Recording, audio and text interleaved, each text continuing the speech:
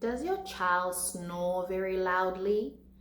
Are they forever waking up in the middle of the night?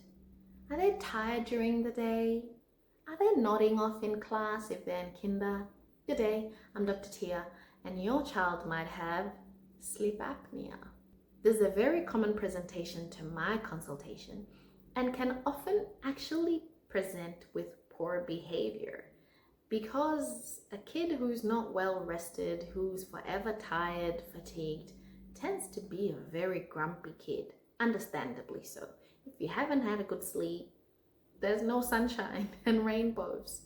And so a kid who is constantly snoring, who has especially large tonsils, they might also have recurrent ear infections. They might need some ENT review because they have sleep apnea. This is particularly important if they're now always tired and needing to have daytime naps, because as they start school or they continue with school, education does not lend itself to having naps during the day.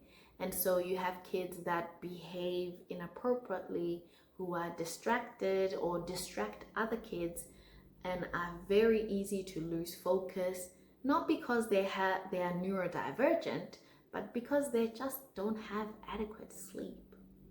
So the first step with that is to present to your general practitioner or your medical practitioner, your pediatrician, and have their tonsils assessed and their hearing or their ears looked at.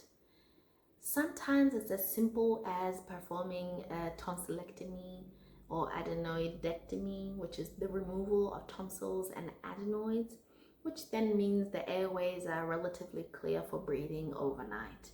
A well-rested child can emotionally regulate better, often has greater behavior. Not to say that there's no other causes, but this should be explored as a differential in a kid who is struggling with behavior during the day. Hope that helps, and see you next time.